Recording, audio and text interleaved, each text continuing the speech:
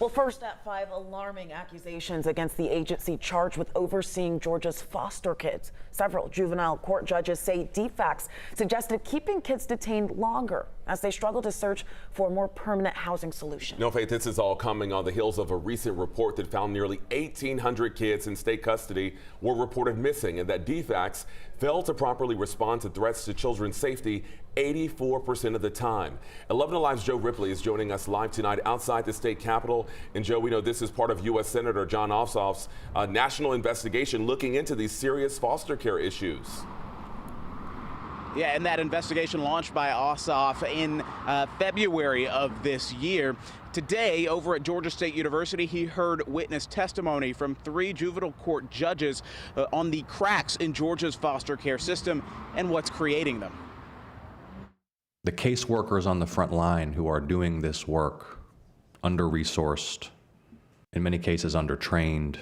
And understaffing at Georgia's Division of Family and Children's Services is tied to a larger issue, says Gwinnett County Juvenile Court Judge Yanai Sims. DFAC's executive leadership suggests to a room full of juvenile court judges that we prolong a child's time in jail so DFACs can have more time to find a foster placement. Sims says DFACs presents a false sense of effectiveness in Georgia's foster care system. She says kids in juvenile detention centers don't get the proper counseling and medical care they need. It's widely known that DFACs has been under immense pressure to address what has been a series of public relations crises.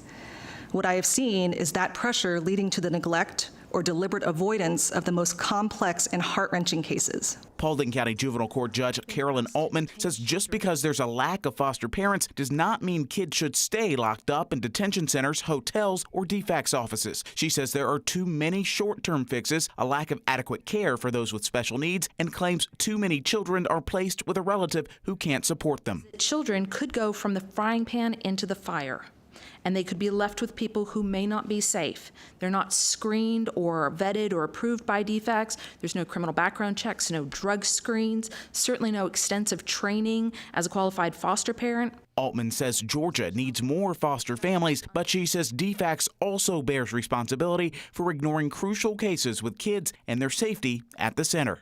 It's not about penalty. It's about getting the right care, the right services for the children. Not doing that is its own consequence.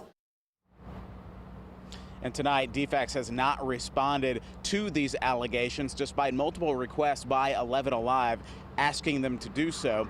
Coming up at 6, though, we will hear on possible solutions to those cracks in Georgia's foster care system. All right, Joe Ripley, live from the Capitol. Thank you. And our 11 Alive investigators have done several stories related to issues with Georgia's foster care system. You can see more from our Keeping series right now on 11alive.com.